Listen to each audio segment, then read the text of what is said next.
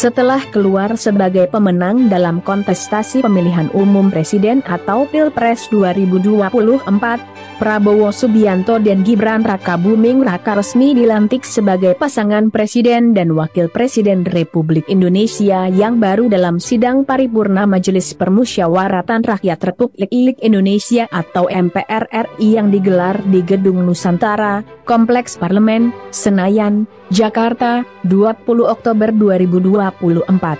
Yang menarik, baru dilantik, gaji Prabowo dan Gibran sebagai presiden dan wakil presiden langsung jadi sorotan. Rupanya, banyak yang penasaran dengan gaji yang bakal diterima RI 1 dan RI 2 ini dalam mengemban jabatan mereka masing-masing selama 5 tahun ke depan. Apa Anda juga salah satu yang penasaran? Dirangkum dari berbagai sumber, simak ulasannya berikut ini.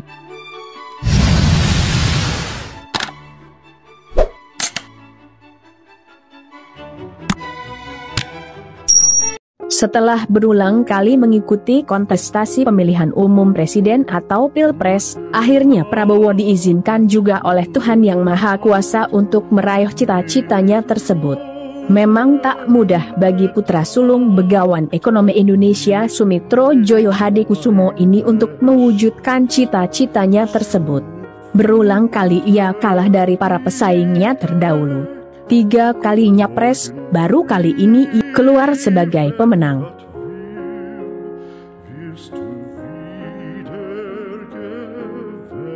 Dilansir dari Tempo, Prabowo Subianto lahir pada 17 Oktober 1951 di Jakarta. Artinya, usianya kini sudah genap 73 tahun. Meski sangat jauh dari kata muda, tapi semangat dan tekadnya tak kalah dengan mereka yang masih muda. Prabowo adalah anak dari pasangan Sumitro Joyo Hadikusumo, seorang ekonom terkemuka, dan Dora Sigar. Ia memiliki latar belakang militer yang kuat. Prabowo meniti karir profesionalnya sebagai seorang tentara. Ia pernah menjadi perwira di Komando Pasukan Khusus atau Kopassus hingga menjadi Komandan Jenderal di Kesatuan Elit Angkatan Darat tersebut, kemudian Panglima Komando Cadangan Strategis Angkatan Darat atau Pangkostrat dengan pangkat bintang 3 di pundaknya.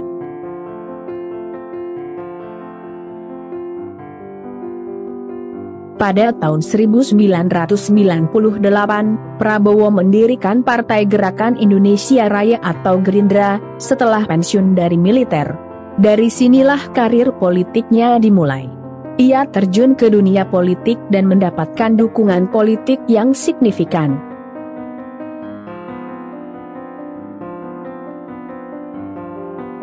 Kontestasi Prabowo dalam Pilpres dimulai pada tahun 2004. Saat itu ia mencalonkan diri sebagai calon presiden Indonesia dari Partai Golkar pada konvensi Capres Golkar tahun 2004. Meski lolos, namun pada akhirnya Prabowo kalah suara oleh Wiranto, atasannya sewaktu menjabat Pangkostrat di zaman Orde Baru. Kendati gagal, namun Prabowo tidak patah semangat dan kembali mencalonkan diri sebagai calon presiden pada Pilpres tahun 2009. Masih dari Tempo, melansir laman p2k.stecom.ach.it, Partai Besutan Prabowo Gerindra mengungkapkan niatnya untuk mengusung Prabowo sebagai calon presiden pada pemilu 2009 ketika mereka mengajukan berkas pendaftaran untuk ikut pemilu 2009 di Komisi Pemilihan Umum atau KPU. Namun, setelah negosiasi yang sengit, akhirnya Prabowo setuju untuk menjadi calon wakil presiden atau cawapres Megawati Soekarno Putri. Sayangnya, pasangan Megawati Prabowo juga tidak berhasil memenangkan pemilihan tersebut, dan Susilo Bambang Yudhoyono menjadi presiden terpilih. Tidak menyerah, Prabowo kembali mencoba peruntungan pada Pilpres tahun 2014, kali ini sebagai calon presiden, bukan lagi calon wakil presiden. Prabowo mengusung Hatta Rajasa sebagai cawapresnya. Meski mendapat dukungan yang kuat, namun pasangan Prabowo Hatta kembali kalah, dan Joko Widodo terpilih sebagai presiden. Walau gagal lagi dan lagi, namun kegigihan Prabowo tidak berhenti sampai di situ. Pada Pilpres tahun 2019, ia kembali mencalonkan diri sebagai capres, kali ini berpasangan dengan Sandiaga Uno sebagai cawapres. Pasangan Prabowo Sandi mendapatkan dukungan yang signifikan, namun kembali kalah dan Joko Widodo terpilih untuk periode kedua. Perjalanan karir politik Prabowo yang panjang dan alot itu pun rasa-rasanya sudah lebih dari cukup untuk menunjukkan tekad dan keteguhan hatinya dalam kontestasi Pilpres.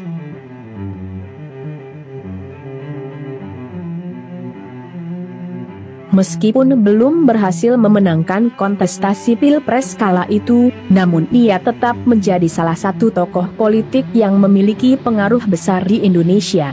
Prabowo juga selalu berhasil memperoleh dukungan yang signifikan dari sebagian masyarakat Indonesia. Dengan pengalamannya sebagai tokoh politik dan mantan perwira militer, Prabowo terus berperan aktif dalam mempengaruhi arah politik dan kebijakan di Indonesia. Ini menunjukkan dedikasi dan ketekunannya dalam mewujudkan visi dan misinya untuk Indonesia.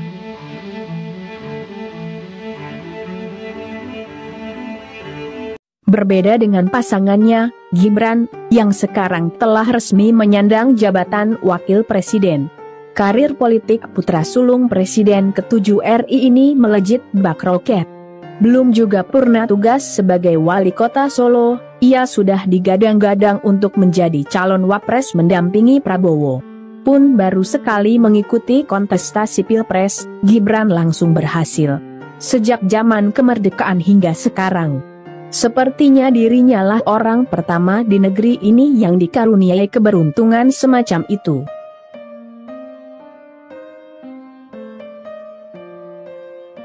Pasangan presiden dan wakil presiden terpilih untuk masa jabatan 2024 sampai 2029 ini dilantik di gedung MPR RI 20 Oktober 2024 lalu. Baru saja dilantik, gaji mereka pun langsung jadi sorotan. Rupanya, banyak juga publik di negeri ini yang penasaran dengan berapa besaran gaji presiden dan wakil presidennya. Disarikan dari CNN Indonesia, sebagai presiden dan wakil presiden, Prabowo dan Gibran tidak hanya menerima gaji bulanan. Keduanya juga berhak menerima tunjangan.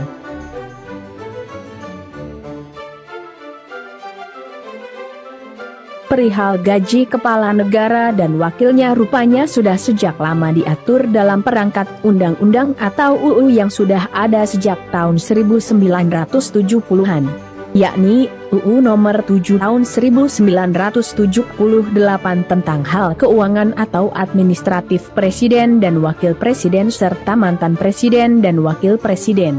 Dalam UU ini disebutkan bahwa gaji presiden ditetapkan sebesar 6 kali gaji pokok tertinggi pejabat negara selain presiden dan wakil presiden.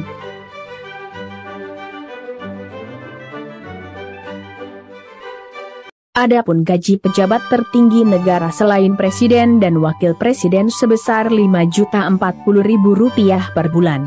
Besaran tersebut merupakan gaji untuk pejabat tinggi negara setingkat ketua DPR dan ketua MPR. Jika Rp5.040.000 dikali 6, artinya gaji pokok yang diterima Prabowo sebagai presiden mencapai Rp30.240.000 per bulan. Lalu, berapa besaran gaji pokok untuk Gibran sebagai wakil presiden? Bila untuk presiden dikali 6, adapun untuk wakil presiden dikali 4. Artinya, gaji pokok yang diterima Gibran sebagai wakil presiden mencapai Rp20.160.000 per bulan. Lantas, berapa besaran tunjangan untuk presiden dan wakil presiden?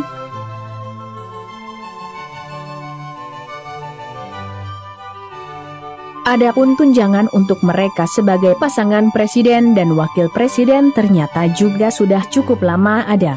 Hanya saja, hal itu diatur dalam perangkat keputusan presiden atau Kepres, yaitu Kepres nomor 68 tahun 2001 tentang tunjangan jabatan bagi pejabat negara tertentu. Dalam Kepres tersebut telah diatur bahwa besaran tunjangan yang didapat Prabowo sebagai presiden sebesar Rp32.500.000 per bulan.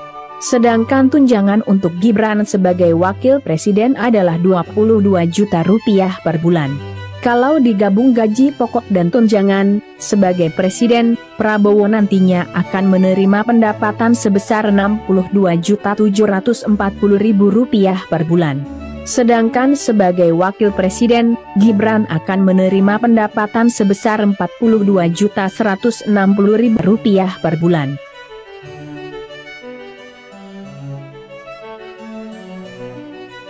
Nah, itulah pendapatan presiden dan wakil presiden dari gaji pokok dan tunjangan. Namun, selain gaji dan tunjangan, nantinya mereka juga akan mendapatkan dana operasional berkaitan dengan pelaksanaan tugas-tugas mereka. Besarannya pun bervariasi. Artinya, bisa berubah-ubah setiap tahunnya. Hal itu diatur berdasarkan Peraturan Menteri Keuangan atau PMK nomor 48 tahun 2008 tentang dana operasional Presiden dan Wakil Presiden. Sebagai gambaran, Menteri Keuangan Sri Mulyani sempat merinci besaran dana operasional Presiden yang diterima Joko Widodo dari tahun ke tahun, semasa menjabat Presiden dulu. Dana operasional Presiden pada 2019 sebesar 110 miliar rupiah.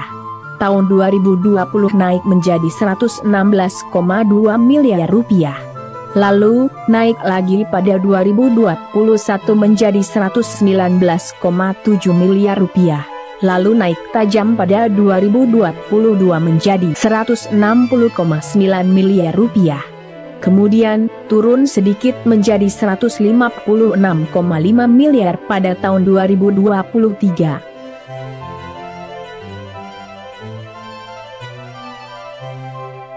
Nah, sudah nggak penasaran lagi kan sekarang?